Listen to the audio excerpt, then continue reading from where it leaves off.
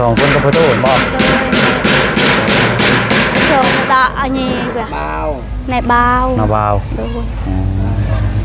เป็นไงคือเศร้าแท้ฮะคือเศร้าแท้บ่ม่วนบ่มันบ่ม่วนในจิตในใจบ่สิได้นอนอยู่นี้พี่น้องนอนอยู่นี่แล้วก็เป็นว่าเป็นอย่างไรเขาจะมาเยี่ยมยามน้ำกันอีกทีนึง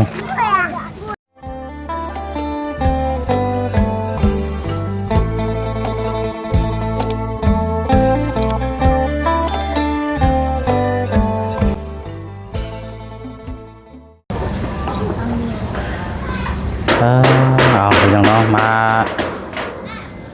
เมื่อวานนี่ก็ยังบ่ท่านได้เป็นรูปเป็นร่างมีแต่เสามามื้อนี้โอ้เนาะสิได้รับได้นอนอยู่นี่แล้วเราบัดนี้เนาะทางแม่น้องเอิงเนาะอันนี้ทางอ้ายบ่มาซอยทางอ้ายทางอันนี้เดี๋ยวเนาะทางไอ้เคยโอ้โดยเอาเนาะเอาจะเป็นกันดีพี่น้องเนาะโอ้สังกะสีเนาะซื้อมาครบหมดแล้วเนาะยังแผ่นหนึ่งยังขาดแผ่นหนึ่งบอก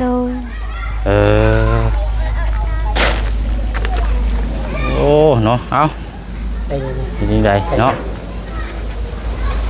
เห็นน้ำกันจะค้นเลยนี่นะ2 คนนี่แหละ2 คนกับพ่อโตบอกโดยดาอันนี้แบบเบาในเบามาบ่าวแม่ก็อายเคยอยู่บ้านฮัลวเนาะเอาพี่น้องเนาะสบายดีเด้อพี่น้องเด้อเนาะเบิดสุขุสุขนน้ำกันอีกรอบนึงเนาะพี่น้องเนาะมาผมมาเจอกันยูเคสของทางแม่น้องเอิงเนาะมุงกระตุบเรากระสีนอนอยู่นี่แล้วบัดนี้พี่น้องกับลูกเรา4 คนบ่หาทั้งเจ้าเลยเนาะหาคนเลยพี่น้องอยู่กระตุบเนี่ยบัดนี้เป็นไผ่พื้นด้วยสายอยู่ใช้นี่นะเป็นไผ่อย่างบริมีบ่ยังหนึ่งกับน้องฮะยังหนึ่งกับน้องบ่เป็นพวกไผ่ในเฮือนในชาตินี่เด้บ่มีบ่โดยสิบ่มืดบ่เจ้าสิบ่มืดบ่นอนกลางคืนยุงก็หลายเด้นี่มืดยุงก็หลายซะแม่นนี่เนาะขอบใจปลากระป๋องกับขนมเนาะเอาไว้กินทำตอนแรงแต่ว่าหนึ่งเตาคือว่ามุ้งแล้วก็แม่นนอนมื้อนี้แล้วบ่นี่นะทันแล้วก็ตอนแรงจะนอนเลยแล้วมันตอนแรงนอนเลยโดยก็สิได้มั่งผ่าบัตรก็มีแหละเนาะเครื่องก็หมดก้นเลยเด้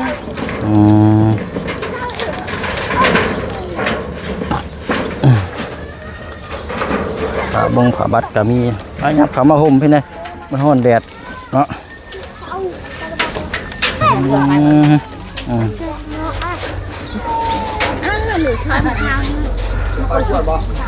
ฮะหมักกล้วยหอมชุกช่อยไม่เท่านะคะหรือโอ้ยจากสีซอยในใดมีตู้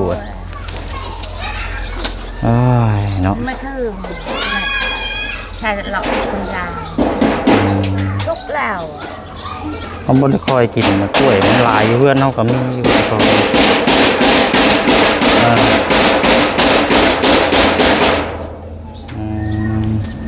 อันเสือผ่าหน้าเพก็ยังอยู่พุ่นได้เนาะ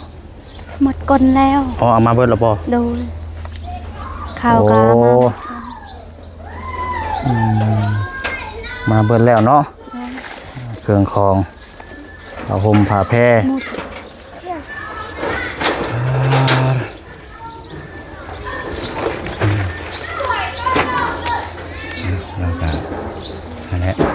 ผู้ชายนี่ก็จักไผได้สีซอยเจ้าก็เนาะปีนขึ้นนี่บ่ได้แล้วเจ้าเนาะขึ้นแบกเลยขึ้นยังแบกตรงนั้นเอาเดินชมน้ำกันบัดนี้เนาะผ้าฝนตกมันสีนั่นนี่บ่เจ้ามันก็ยัง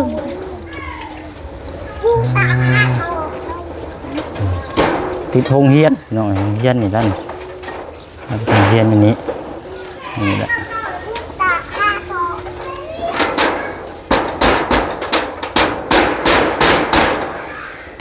เป็นอะไรคือเสาแท้ฮะคือเสาแท้บ่ม่วนบ่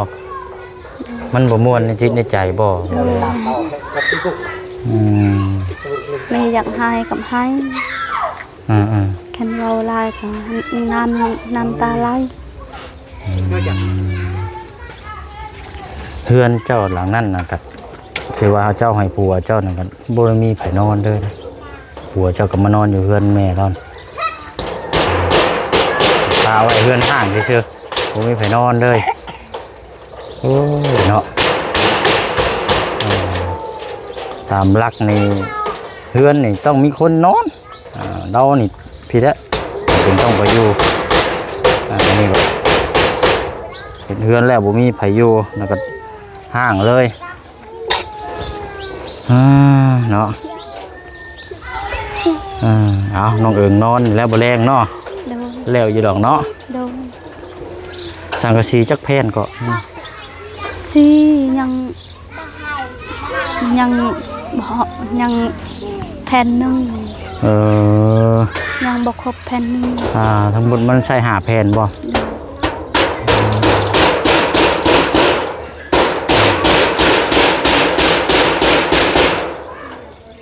นี่ก็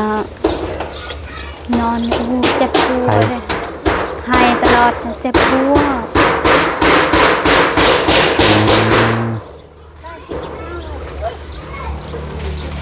น้องลาอยู่น้องลาบ่อันเทือนหลังนี่บ่โดยผู้เสือแรงอุ้มลูกหันบ่โดยน้องเจ้าแท้ๆนี่บ่โดยน้องแท้ๆโอ้น้องนี่ละหักแพงแต่คอยทุกอยู่กับผัวกินข้าวเพื่อนน้องนี่เวลาเผ็ดกันกับผัวอันนี้น่ะเลื่อนแล้วนี่เนาะปลูกเฮือนอยู่นี้เนาะเฮือนก็ดินนี่แหละดินไอเคยดินไอเคยให้อยู่ชงข้าว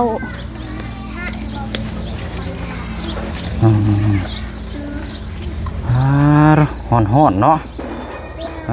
โทษไปหน่อยฮ้อนแท้ฮ้อนว่า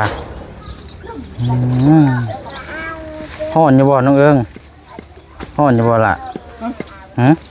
โดยโดยฮ้อนแห้ง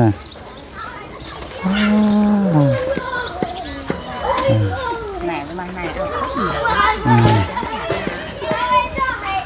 ฮ้อนน้อยเนาะขนาดเขายืนอยู่ยังฮ้อนเพื่ออะไรปกๆเลยนะ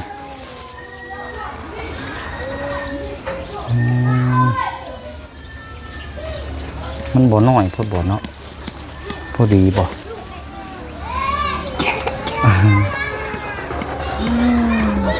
สังกะสีนี่ซื้อแผ่นเท่าไรสันแผ่น50แผ่น50,000แ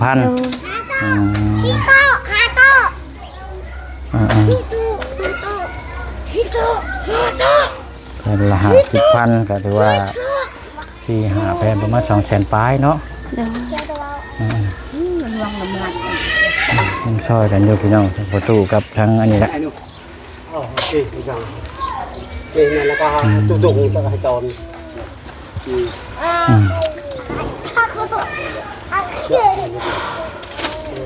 แต่ดีวันไหนเนาะพอดีแล้วอย่างอยู่ใกล้เปิดโรงเรียนน้องเอิงเขาโรงเรียนเลยนี่เขาโรงเรียนเลยนี่ใกล้ๆนี่เขาคิดใจเขาอยู่คนเดียวพ่อก็เสียแม่ก็เสียคอยเป็นแบบนี้คือพ่อยังแม่ก็ยังไม่ได้เป็นเมื่อแบบนี้เขา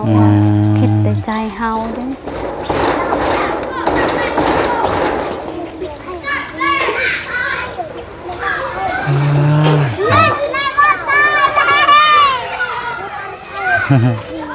ตึงน้อยลายพี่น้องไล่หยอกกัน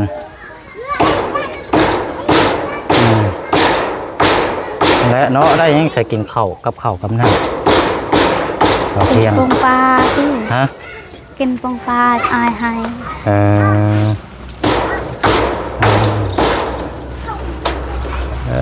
บัดนี้เนาะกระตูบน้อย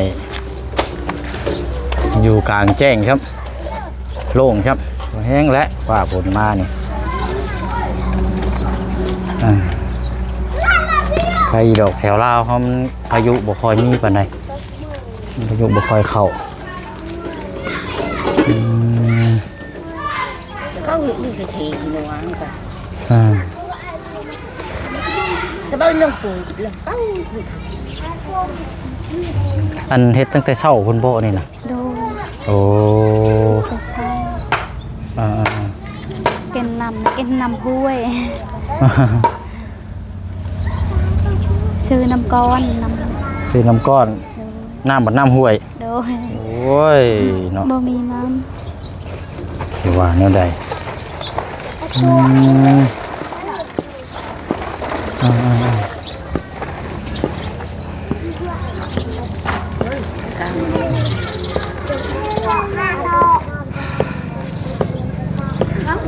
อันปูนี่ก็ใช่อันไม้อันนั้นก็อันเจ้าสมบ่หามาอัน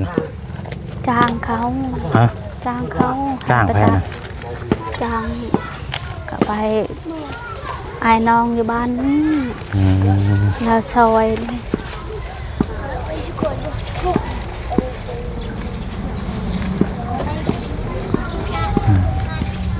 จ้างตัดมาแล้วก็มาพาเนาะ โดย มันเป็นพวกไม้เส้นไม้หยังที่ได้เสียไปตัดมาจะใช้เมนู ตัดมาแต่ปลานี่นะ เจ้าว่าเป็นคนตัด บ่ là nó bao trang cho bà ให้เขา bao trang thì là ให้ผู้เพิ่นตัดไล่ให้แน่เนาะอืม ba ba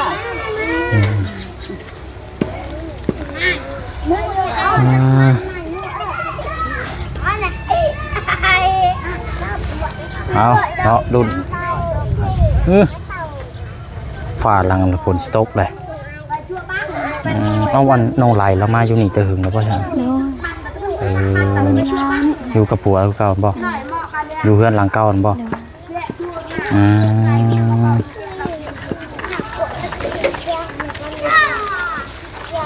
มว่าง่ายมาอยู่แล้วเนาะเดี๋ยวเบิ่งเมื่อวานนี่คือว่ายังเลือดห่างจากลากมานี่บ่น้องไหล จักพ่อพูด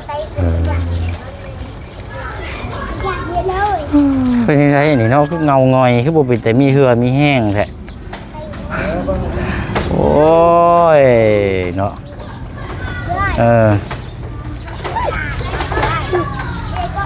แล้วนี่เนาะเงางอยแท้เนาะเงาแล้วกับปติแล้วเนาะ มาแล้วดิมาแล้วก็นอนมาได้ จำเป็นต้องแล้วแล้วมือแรงนี่เนาะแล้วก็เป็นว่านอนอยู่นี่เลย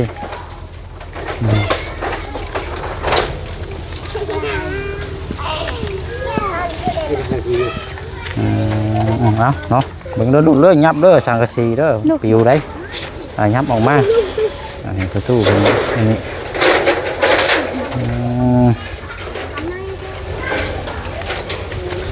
อันนี้เฮือนน้องนี่พี่น้องนี่ดูน้ำน้องมาปลุกอยู่นี้นี่แหละเฮือนเรา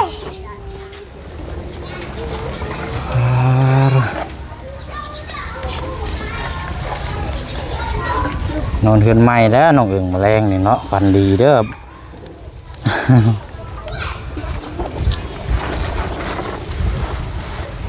หัวลมเย็นแน่หมด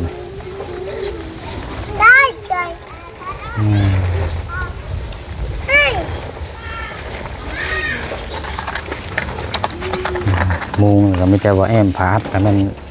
ดูได้แล้วเนาะมีแต่สองอย่าง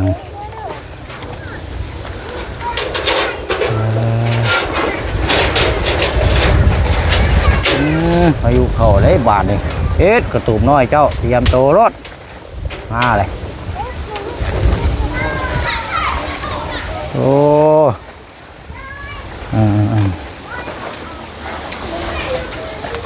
เนี่ยเครื่องของอยู่ในแจนะเนาะ จะเข่าจะกระบุงกระตาเนาะผ้าห่มผ้าแพร่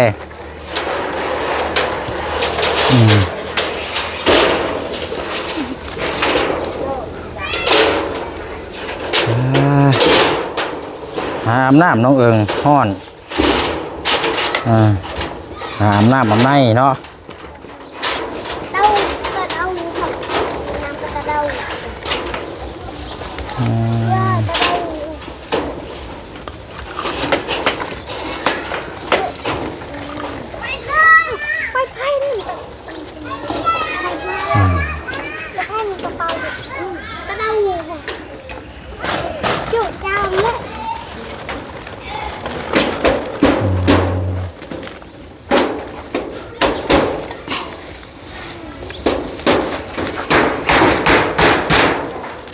นี่แหละ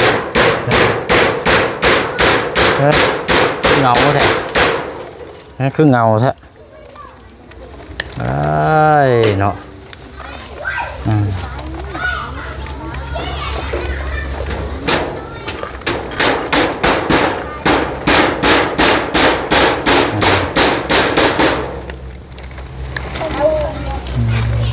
โซนนี่ก็บ่ได้มาแต่หึงแล้วพี่น้องโซนทางเทิงสิแต่ก่อนหน้านี่ก็สิมีเคสทางน้องไปทางเด็กไปทางเทิงครับมันก็กลับขึ้นมาเบิ่งกันอีกรอบนึงนี่เพื่อนเสาเซ่เนาะสบายแล้วเราแต่ว่าก็อยู่น้ำกันหลายคนนั่นแหละกันเอ้ยก็มาอยู่น้ำเอ้ยใหญ่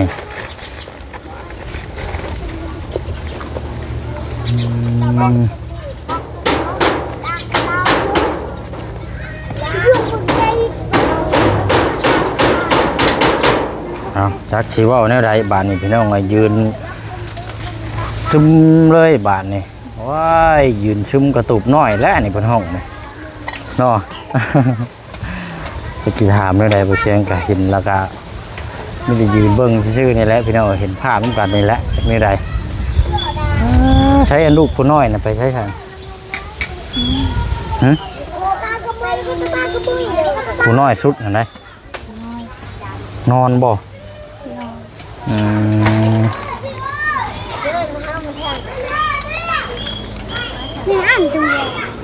แบะนอนเนาะ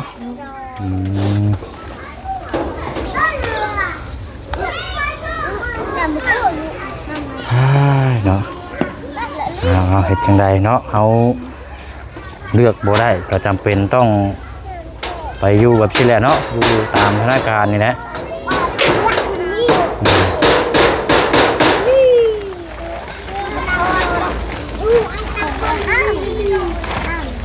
นี่จากเพื่อนทางหัวมาแล้วก็มาอยู่น้ำไม้ออกอีกเนาะดูคุณโหลดที่ช่วงนี้บ่ได้ไปหาน้ำไม้บ่ช่วงนี้เจ้าบ่ได้ไปหาบ่เพื่อนนี่นะเบิ่งเพื่อนนี่ก่อนเนาะโอ้อายแฮปไม่ได้ชานไปหาไม้กับข้าวไม่ได้กินคิดไปคิดมากับหัวกับเจ็บขึ้นหัวตลอด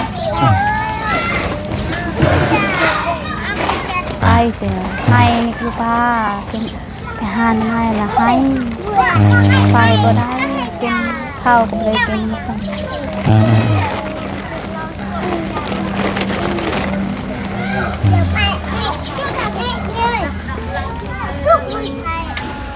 อะไรเนาะไม่แต่ว่าแล้วบ่เชียงกับมาเยี่ยมมายามมาเป็นกำลังใจให้เด้อ